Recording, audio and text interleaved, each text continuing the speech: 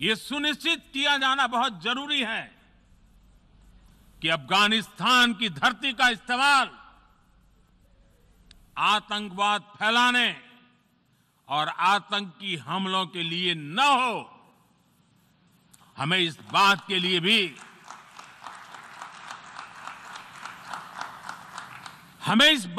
भी सतर्क रहना होगा कि वहां की नाजुक स्थितियों का कोई देश अपने स्वार्थ के लिए एक टूल की तरह इस्तेमाल करने की कोशिश न करें। इस समय अफगानिस्तान की जनता को,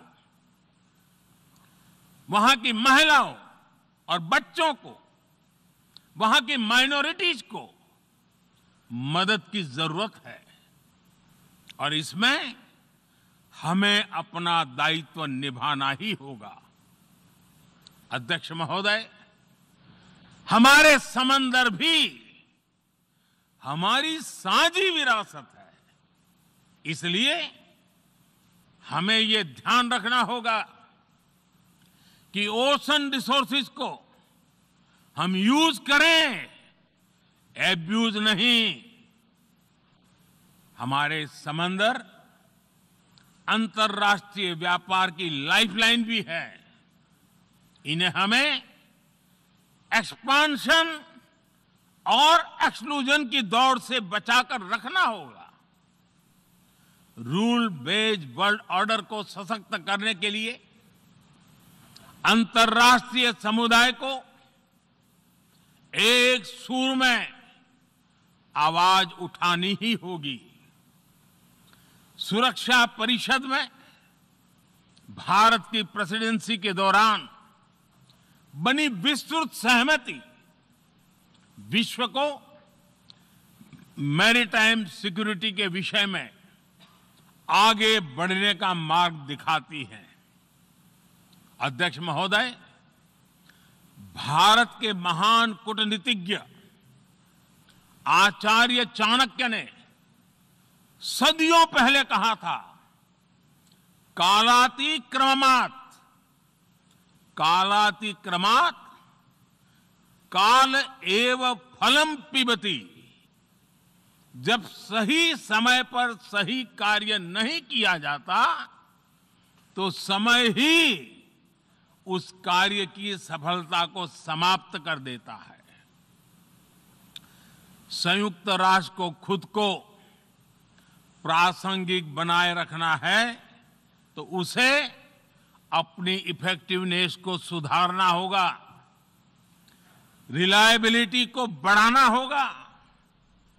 यूएन पर आज कई तरह के सवाल खड़े हो रहे हैं। इन सवाल को हमने क्लाइमेट क्राइसिस में देखा है, कोविड के दौरान देखा है, दुनिया के कई हिस्सों में चल रही प्रॉक्सी वॉर, आतंकवाद और अभी अफगानिस्तान के संकट ने इन सवालों को और गहरा कर दिया है।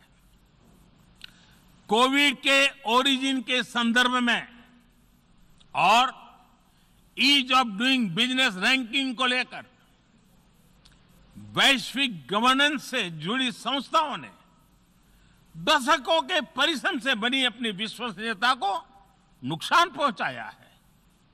यह आवश्यक है कि हम यूएन को ग्लोबल ऑर्डर, ग्लोबल लॉज और ग्लोबल वैल्यूज के संरक्षण के लिए निरंतर सुदृढ़ करें। मैं नोबेल पुरस्कार विजेता गुरुदेव रविंद्रनाथ टैगोर जी के शब्दों के साथ अपनी बात समाप्त कर रहा हूं।